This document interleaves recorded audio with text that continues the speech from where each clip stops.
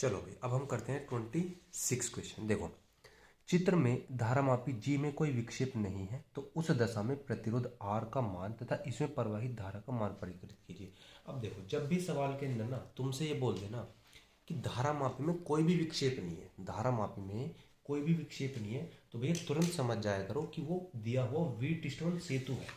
Wheatstone सेतु है। अब हम जानते हैं भैया व्हीटस्टोन सेतु का सिद्धांत क्या है, P/Q और इक्वल टू में R/S होता है। ठीक है, मतलब कि अगर मैं इसको P मान लूँ, इसको Q, R इसको S, तो व्हीटस्टोन सेतु लगा देंगे क्योंकि धारामापी में कोई भी विक्षेप नहीं है। ठीक है जी, चलो जी हम लिखेंगे यहाँ पे व्हीटस्टोन व्हीटस्टोन सेतु से। चलो जी, क्या जानते हैं P/में Q इक्वल टू में R/S। अगर इसको P मान लोगे और इसको Q, P हो गया हमारा 15, P हो गया हमारा 15 और G क्यों हो गया R, और G इस R का मान हो गया 30, जिसका मान हो गया 6, काट लो 6×5 = 30। ठीक है भाई, और 5 दिया है 15। कुल मिलाकर के कहानी R इक्वल टू कितना आ गया, R जो निकला है ना मेरे ये वाला, ये 3 ओम निकल गया। अब उसने कहा है साथ ही साथ तुमने प्रतिरोध तो निकाल दिया लेकिन इसकी धारा और निकाल लो। उसने कहा है कि तुमने प्रतिरोध तो निकाल दिया, इसकी धारा और निकाल लो। तो कुल मिलाकर के ध्यान से समझो, देखो ये तुम्हारी बैटरी जुड़ी हुई है 6 वोल्ट की, यहाँ से धारा चलनी शुरू हुई, यहाँ से धारा चलनी शुरू हुई I1 और I2, समझ रहे हो, यहाँ से धारा चलनी हुई। अब देखो यहाँ पे धारा आई जब, तो यहाँ से दो भागों में बट गई धारा, यहाँ से दो भागों में बट गई। I1 जो धारा है वो तुम्हारी दो भागों के अंदर बट गई, एक इस साइड चली गई और एक इस साइड चली गई। समझ पा रहे हो है? तो कुल मिलाकर के जो ऊपर ये तो देखो श्रेणी क्रम में है ना, ये 15 ओम और ये वाला R, ये तो एक ही बट नहीं रही है, तो श्रेणी क्रम में है। तो मैं क्या करूँगा, इस टोटल का श्रेणी क्रम में जो है प्रतिरोध, इनका कुल प्रतिरोध निकाल करके, इनका कुल प्रतिरोध निकाल करके I का मान निकाल दूंगा। भाई जो धारा इसमें बहेगी वही धारा इसमें बहेगी और V का मान हमारा ये काम करेगा क्योंकि ये समांतर क्रम में गई है। समांतर क्रम में तो सेम ही होता है, इधर भी उतना ही विभवांतर, उधर भी उतना ही विभवांतर। ठीक है, चलो जी भाई देखो भाई, तो मैं क्या करूँगा, अब क्या लिखता हूँ, 15 ओम तथा 3 ओम श्रेणी क्रम में है। ठीक है जी, श्रेणी क्रम में है। चलो जी, कुल मिलाकर के R इक्वल टू 15 प्लस में 3 तो कितना हो जाएगा, 18 ओम हो जाएगा। ठीक है, R इक्वल टू कितना हो गया, कुल प्रतिरोध जो निकला मेरा 18 ओम निकल गया। ठीक है, अब मुझे क्या काम करना है, इसमें मुझे धारा निकालनी है। तो क्या करूँगा, देखो 3 ओम वाले प्रतिरोध में धारा, भाई बताओ धारा का फॉर्मूला क्या होता है, I इक्वल टू V/R होता है। V का मान तो आ जाएगा 6, V का मान तो आ जाएगा 6, समझ रहे हो है, क्योंकि इस टोटल के अंदर ही जा रही है धारा, इस टोटल के अंदर ही जा रही है, इस टोटल के अंदर ही जा रही है। ठीक है, बल्कि रुको, जो तुम धारा निकाल रहे हो ना, धारा जो निकाल रहे हो ना तुम, ये 3 ओम वाले प्रतिरोध में निकल रही है टोटल, मतलब कि इस टोटल में धारा निकलेगी। तो इस टोटल में धारा निकलेगी ना, तो इसको R ओम मान लो इसे, क्योंकि R की वैल्यू आई है ना, R की वैल्यू आई है ना यहाँ पे, तो इसको R ओम मान लो। इस टोटल में तो धारा निकलेगी है, क्योंकि तुम V का जो मान रख रहे हो, जो V का मान रख रहे हो इस टोटल के लिए तो रख रहे हो भाई, यहाँ से जो V इतने के लिए होगा वही इतने के लिए होगा, समझ रहे हो। तो I इक्वल टू V का मान 6 हो गया और R का मान टोटल है 18, तो कितना हो गया, 1/3 हो गया, 1/3 एम्पियर हो गया। I इक्वल टू 1/3 एम्पियर हो गया। अब ध्यान से समझो, 1/3 एम्पियर जो तुम्हारा निकल के आया ना आंसर, वो इसमें बह रही है, मतलब कि इस टोटल के अंदर बह रही है 1/3 एम्पियर। यही हमको जो है मान निकालना था कि R का मान क्या है और इसमें बहने वाली धारा क्या है, बस। ठीक है भाई, अब क्वेश्चन नंबर आ जाओ तुम 27 पे। देखो, चित्र में दिए गए प्रत्येक प्रतिरोध का मान 2 है, बिंदु ए व बी के बीच तुल्य प्रतिरोध ज्ञात करो। चलो जी, बहुत आसानी वाला क्वेश्चन भी, वेरी इजी क्वेश्चन है। देखो अगर तुम ध्यान से देखो, अगर तुम इस क्वेश्चन को ध्यान से देखो, प्रत्येक प्रतिरोध 2 ओम में दिया गया है। देखो सबसे पहले ना, अगर इस टाइप का तुम्हें डायग्राम दिया हो ना, तो उसमें हम व्हीटस्टोन सेतु लगा करके देख लेते हैं। अगर व्हीटस्टोन सेतु अगर उसमें हमारा लग जाता है ना, तो उसमें धारा माप में कोई विक्षेप नहीं होता है। ठीक है, तो देखो अगर मैं इसको P, इसको Q, इसको R, इसको S मान लूँ, तो P/Q और इक्वल टू R/S करोगे तो 2/2 और इक्वल टू 2/2, तो 1 इक्वल टू 1 आ जाएगा। तो इसका मतलब ये है कि इसके अंदर व्हीटस्टोन सेतु हमारा लग जाएगा। मतलब कि जो तुम्हें बीच में दिया गया है ना, बीच का कोई मतलब नहीं है व्हीटस्टोन सेतु का, क्योंकि इसके अंदर फिर धारा नगण्य होती है, ना के बराबर जाती है। ठीक है, व्हीटस्टोन सेतु का ये फ़ायदा होता है। तो ये तो हमें बेवजह ही दिया हुआ है, तो हम यहाँ पर लिखेंगे भैया, लिखिए। समझ में आ गया भाई। अब जो चित्र बनेगा इसको गायब कर देना। अब तुम्हें तुम्हारे आगे सिर्फ ये होना चाहिए, अब तो तुम आसानी से कर लोगे भाई। अगर धारा इस टाइप से चलती है तो यहाँ से धारा दो भागों में बट गई। पहले इन ये दोनों आपस में तुम्हें श्रेणी क्रम में दिखाई दे रहे हैं, इनको बना लो, एक बन जाएगा इनसे। ये दोनों तुम्हारे श्रेणी क्रम में दिखाई दे रहे हैं, इनको बना लो, एक बन जाएगा। अब ये दोनों के दोनों इससे एक बना और इनसे एक बना, तो इन दोनों से मिलकर के बन जाएगा समांतर क्रम। समांतर क्रम बन जाएगा। वो जब तुम उसको सोल्व कर दोगे तो एक ये रहा, एक इनसे मिलकर के बन जाएगा, एक ये रहा। अब तीनों कायम हो जाएंगे, श्रेणी क्रम में हो जाएंगे। इस टाइप से सोल्व करना है। चलो जी करके दिखाता हूँ। R1 व R2 क्या है, श्रेणी क्रम में, श्रेणी क्रम में। तो क्या लिखता हूँ मैं, R dash equal to 2 plus में 2 इक्वल टू में कितना हो गया, 4 ओम हो गया। अब R3 से मान लो, R4 इसे मान लो, तो R3 व R4 काय में है, ये भी श्रेणी क्रम में है भैया। ठीक है, तो R क्या करोगे, R डबल डैश मान लो, 2 प्लस में 2 इक्वल टू ये भी कितना हो गया, 4 ओम हो गया। अब ध्यान दो, R डैश और R डबल डैश दोनों के दोनों काय में है। अब समांतर क्रम हो गया, क्योंकि इन दोनों को बना करके एक हो गया और इन दोनों को बना करके एक हो गया। तो अब किस चीज़ में होगी, समांतर क्रम में होगी। तो R डैश तथा R double dash equal to काय में है, समांतर क्रम में है। ठीक है जी, रखो जी। तो भैया 1 में R triple dash equal to 1/4, 1/4, 2/4 और 1/2। या R ट्रिपल डैश का मान निकालोगे तो 2 ओम आ जाएगा। अब ध्यान से सुनो, अब इस पूरे को सोल्व करने के बाद एक ही ओम हमारा बन गया 2 ओम। अब 2 ओम ये, 2 बीच का और 2 ये। अब तीनों का चीज़ में दिखाई दे रहे हैं तुमको, श्रेणी क्रम में दिखाई दे रहे हैं। तो मैं क्या लिख सकता हूँ, R ट्रिपल डैश, ठीक है, 2 ओम और जो 2 ओम श्रेणी क्रम में। ठीक है जी, तो अब क्या करूँगा मैं बताओ। अब टोटल R का मान निकाल दूंगा। R equal to R triple dash 2 plus 2 plus 2 equal to कितना आ जाएगा, 6 ओम आ जाएगा। ठीक है, ये तुम्हारा आंसर हो जाएगा। ठीक है भाई, चलो क्वेश्चन नंबर 27 पर आ जाओ। 28 पर, 27 पे हो गया ना, 28 पर आ जाओ। दिए गए चित्र में प्रदर्शित परिपथ द्वारा व्हीटस्टोन सेतु, देखो इसमें तो खुद ही बोल दिया, व्हीटस्टोन सेतु में संधि बी और संधि डी के बीच, बी कहाँ है, बी कहाँ है, बी ए डी और डी ए डी, बी और डी के बीच में मुझे विभवांतर निकालना है। बी और डी के बीच में क्या निकालना है, विभवांतर निकालना है। बताओ, सबसे पहले मैं क्या निकालता हूँ, टोटल R निकाल लेता हूँ व्हीटस्टोन सेतु की मदद से। चलो जी, तो सबसे पहले हम निकाल लेते हैं R व्हीटस्टोन सेतु की हेल्प से। चलो देखो, अगर तुम ध्यान से देखो, 1 ओम और ये 1 ओम किस चीज़ कहाँ काय में दिखाई दे रहे हैं तुमको, ये बताओ। ये तुमको श्रेणी क्रम में दिखाई दे रहे हैं ना। मतलब कि अगर धारा इस टाइप से चली होगी तो यहाँ आने के बाद बट की धारा, तो यहाँ से यहाँ तक जाने में श्रेणी क्रम में है। तो मैं क्या लिखूंगा भैया, 1 ओम तथा 1 ओम श्रेणी क्रम में है। ठीक है, तो R dash equal to 1 plus 1 equal to कितना आ जाएगा, 2 ओम आ जाएगा। ठीक है, अब 1.5 और 1 ये भी भैया श्रेणी क्रम में है, लिख लो। तो 1.5 ओम तथा 1 ओम श्रेणी क्रम में है।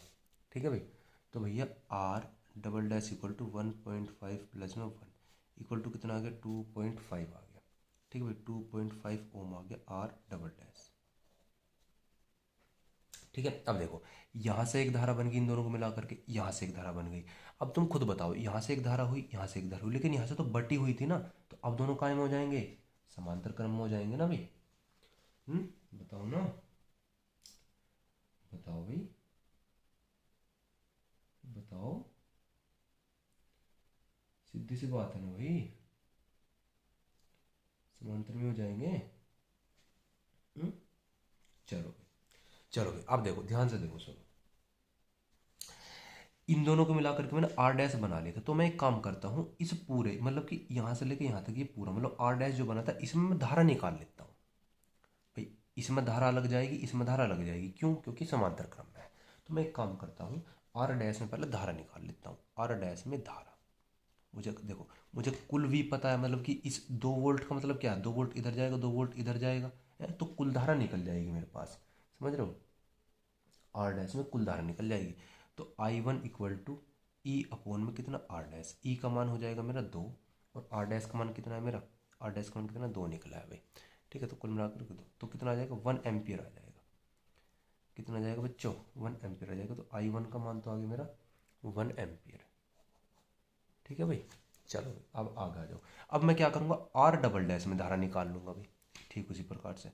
तो आर डबल डैश में धारा, बताओ जी आर डबल डैश में धारा कैसे निकलेगी, I2 equal to E upon में कितना आर डबल डैश, ई का मान है 2, आर डबल डैश का मान कितना 2.5 पॉइंट हटाओ जी, ऊपर जो लगा 5 24 5 5 25 4.4/5। I2 का मान कितना आ गया 4/5 आ गया। ठीक है भाई, इतनी एम्पीयर की धारा इसमें बह रही है। अब सवाल में ये धारा तो हमने निकाल ली, ठीक है जी।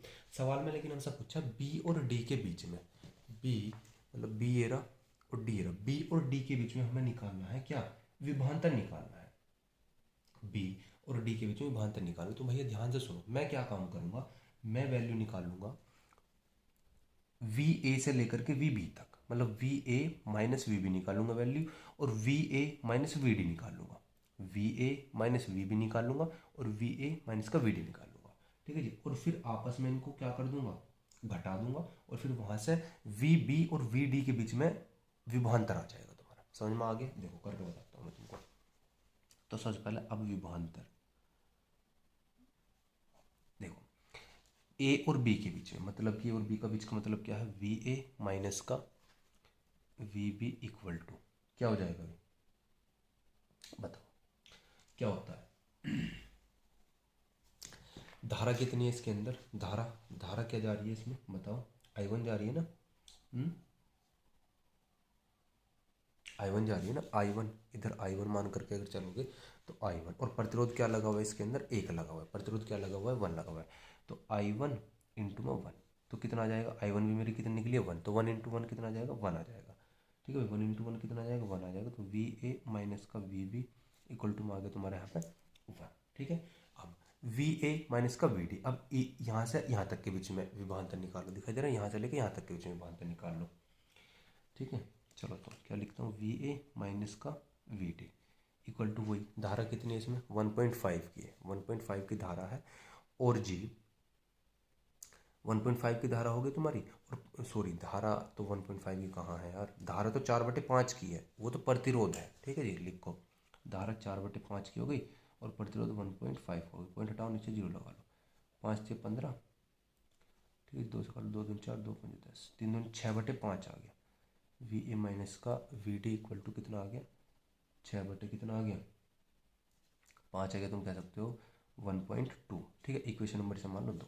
अब समीकरण 2 में से भैया एक को तुम कर दो माइनस। ठीक है जी, V A minus V D minus V A, अब देखो माइनस करेंगे तो प्लस हो जाएगा, मैं डायरेक्ट कर देता हूँ यहाँ पे तुम्हारा। ठीक है जी, ये तो कहानी होगी, और इक्वल टू में से 1.2 में से घटा दो माइनस का 1, क्योंकि राइट राइट भी घटाना पड़ेगा। वी ए से वी ए तुम्हारा कैंसिल, अब वी बी माइनस का वी डी आ गया, और इक्वल टू में कितना 0.2 आ गया।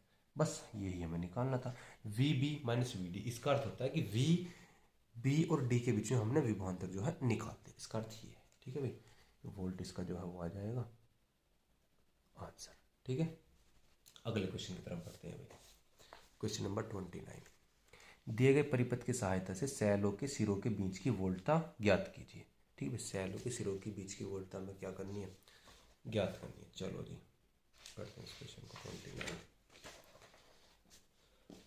देखो सबसे पहले चेक कर लेते हैं, ये भी एक व्हीट स्टोन सेतु लग रहा है मुझे तो देखने में। ठीक है, इसको पी क्यू आर एस मतलब क्या करेंगे, पी मतलब 1/2 इक्वल टू में 2/4।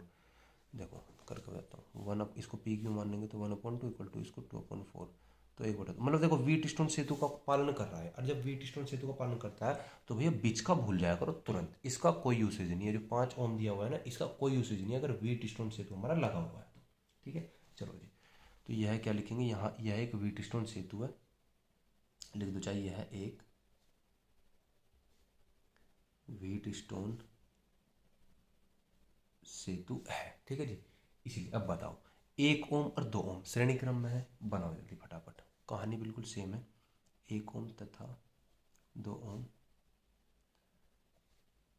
श्रेणी क्रम, तो क्या लिखेंगे R dash equal to 1 plus में 2 इक्वल टू कितना आ जाएगा 3 ओम। ठीक उसी प्रकार से 2 ओम 4 ओम का में है, श्रेणी क्रम में है, लिख लो जी 2 ओम व 4 ओम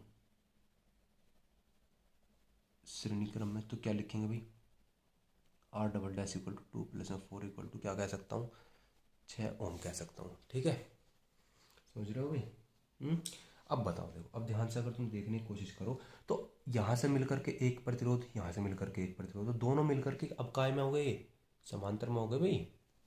बोल लो यार, हद कर दी भाई तुमने, बोलते नहीं हो है। चलो कोई दिक्कत नहीं है। देखो आर डैश व आर डबल डैश अब काय में है, समांतर क्रम में। ठीक है भाई। चलो जी, तो मैं क्या कर सकता हूँ, 1 में आर ट्रिपल डैश मान लेता हूँ इक्वल टू, यहाँ से निकला 3, यहाँ से निकला 6, तो 1/3 और 1/6, तो कुल मिलाकर के सर 3 दूनी 6 और 6 एकम 6, या 3/6 कह सकते हो, या 1/2। तो आर ट्रिपल डैश की वैल्यू निकल गई तुम्हारे पास 2। लोग इस पूरे को मिलाकर के वैल्यू आ गई 2। कितनी आ गई पूरे को मिलाकर के वैल्यू 2। अब इस पूरे को मिलाकर के वैल्यू और एक प्रतिरोध तुम्हारा ये रहा, एक प्रतिरोध यहाँ से बन गया। तो अगर धारा इस टाइप से बहनी शुरू होती है तो अब तो श्रेणी क्रम में है, क्योंकि धारा तो कहीं बट ही नहीं रही है। ठीक है जी, तो अब हम इस वाले प्रतिरोध को और 0.5 प्रतिरोध को काय में है, श्रेणी क्रम में है ना। लिख लो भैया, 2 ओम तथा 0.5 ओम काय में है, श्रेणी क्रम में है। तो लिखो भाई R इक्वल टू 0.5 प्लस में 2, तो क्या करेंगे R इक्वल टू 2.5 ओम करेंगे। ठीक है, चलो जी, कुल प्रतिरोध जो है हमने निकाल लिया। तो अब धारा कैसे निकालेंगे बताओ। धारा का मान क्या होता है, I equal to E upon में R होता है। ठीक है जी, मतलब टोटल परिपथ के अंदर धारा क्या बह रही है, अब हम वो पता कर लेंगे। तो ई का मान कितना है मेरा, 2.5 वोल्ट की बैटरी लगी हुई है यहाँ पे, तो 2.5, और आर का मान भी 2.5 है, तो इसका मान आ जाएगा 1। मतलब कि 1 एम्पीयर की धारा इस परिपथ में जो है बहनी शुरू हुई है इस बैटरी से, ये है कहानी।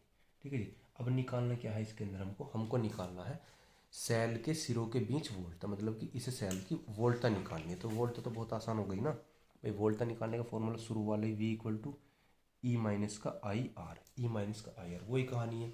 पॉजिटिव की तरफ से हम धारा बहनी शुरू करी थी, मैंने कहा था अगर पॉजिटिव से धारा निकलती है तो माइनस का फॉर्मूला लगाते हैं। तो ई का मान 2.5 माइनस आई का मान 1 इंटू में स्मॉल आर की वैल्यू कितनी 0.5 है, रख दो जी। 2.5 माइनस का 0.5 तो कितना आ जाएगा भैया, 2 वोल्ट आ जाएगा। घटा करके इसको 2 वोल्ट आ जाएगा आंसर। ठीक है भैया, चलो जी क्वेश्चन नंबर 30 पे आ जाओ फटाफट से। देखो निम्न में प्रदर्शित प्रतिरोध में प्रतिरोध आर है, ए तथा बी के बीच में तुल्य प्रतिरोध निकालना है। ए और बी के बीच में जो है तुल्य प्रतिरोध तुम्हें निकालना है। ठीक है, चलो ए और बी ना यहाँ लिखा हुआ है, ए रहा और बी रहा। चलो ध्यान से देखो भाई, ध्यान से देखो, आसान सवाल है बहुत। ए और बी ये रहा, ए और बी दिखाई दे रहा है, ए और बी के बीच में तुम्हें तुल्य प्रतिरोध निकालना है। देखो अगर थोड़ा सा तुम सवाल को मॉडिफाई करना चाहो, ध्यान दो। देखो इस ए को ऐसे पकड़ो और ऐसे करके ऐसे घुमा दो, समझ रहे हो, इसे ऐसे घुमा के ऐसे कर दो। समझ रहे हो मैं क्या कर रहा हूँ, मैं कह रहा हूँ इस ए की खुंटी को पकड़ो और ऐसे करके ऐसे कर दो। तो इसकी जो ये वाला तिकोना पार्ट है ना, ये बाहर आ जाएगा, मतलब कुछ इस तरीके का बन जाएगा। यहाँ था, ये घूम करके ऐसे यहाँ आ गया, मतलब ये वाला प्रतिरोध यहाँ आ गया और ये वाला प्रतिरोध यहाँ आ गया, और बीच में तुम्हारा ये रहा, और ये वाला पार्ट ये रहा। तो कुछ इस तरीके की आकृति बनेगी। अब ए और बी के बीच में प्रतिरोध निकालना है। ए और बी के बीच में क्या करना है भैया, प्रतिरोध निकालना है। बताओ, आसान हो गया। अभी तो एक व्हीटस्टोन सेतु है भाई, ये भी आर, ये भी आर, ये भी आर, ये भी आर, तो व्हीटस्टोन सेतु में बीच वाले का तो कोई रोल होता ही नहीं है, तो बीच का तो मतलब ही नहीं है भाई। ठीक है, तो बहुत आसान हो, तो लिखेंगे क्या, अब यह है व्हीटस्टोन सेतु है, व्हीटस्टोन सेतु है। तो बताओ क्या करेंगे भैया, ये और यहाँ से लेके यहाँ तक श्रेणी क्रम में है, आसान है काम। R1 व R2 काय में है, श्रेणी क्रम में। तो R dash equal to R plus में R कितना हो गया, 2R हो गया।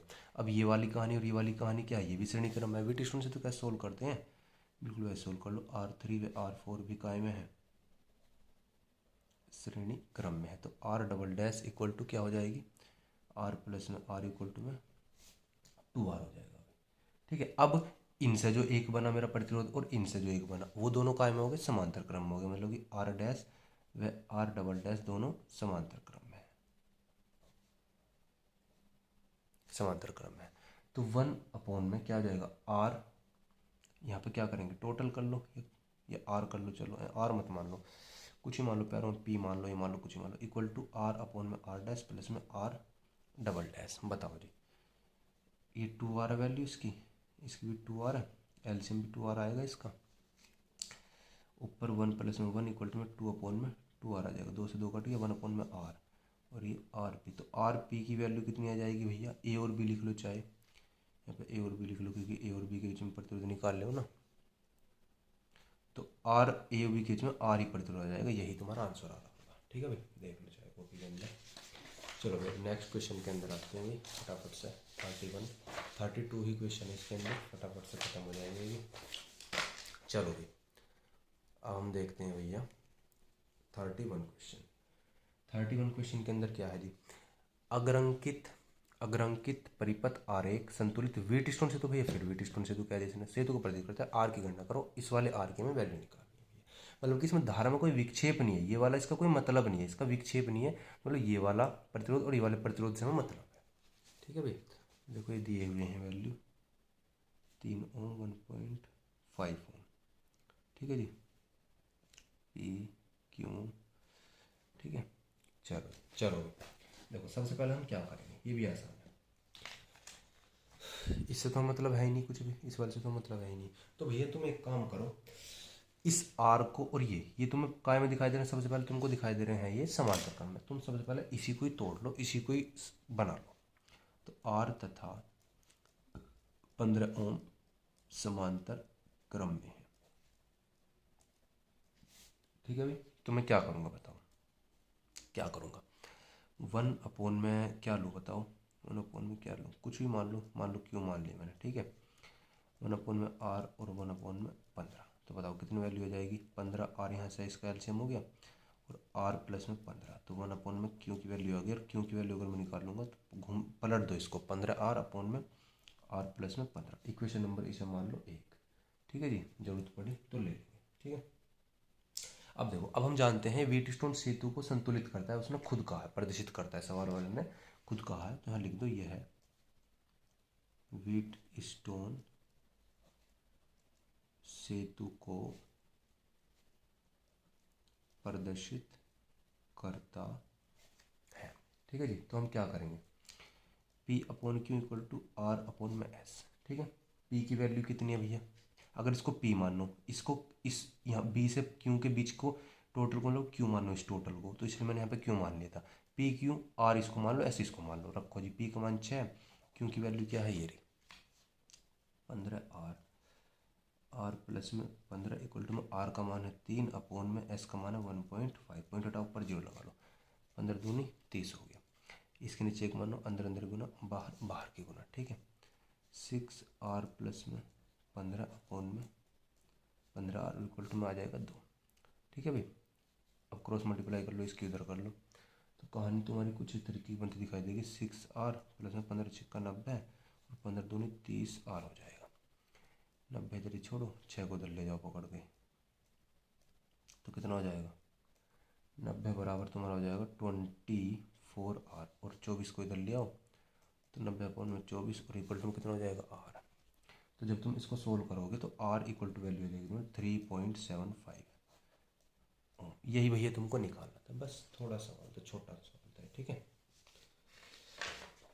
चलो भाई अब करते हैं सबसे इस शीट का सबसे लास्ट सवाल, बहुत आसान है, वेरी इजी क्वेश्चन है। ठीक है भाई, इस शीट का सबसे लास्ट का सवाल मैं पढ़ता हूँ। देखो शीट के अंदर दिया हुआ है, चित्र में मीटर ब्रिज के तार की लंबाई, मतलब मीटर ब्रिज का तार कौन सा है, ए से लेकर के जेड तक का, ए से लेकर जेड तक की लंबाई जो है 80 सेंटीमीटर दे रखी है।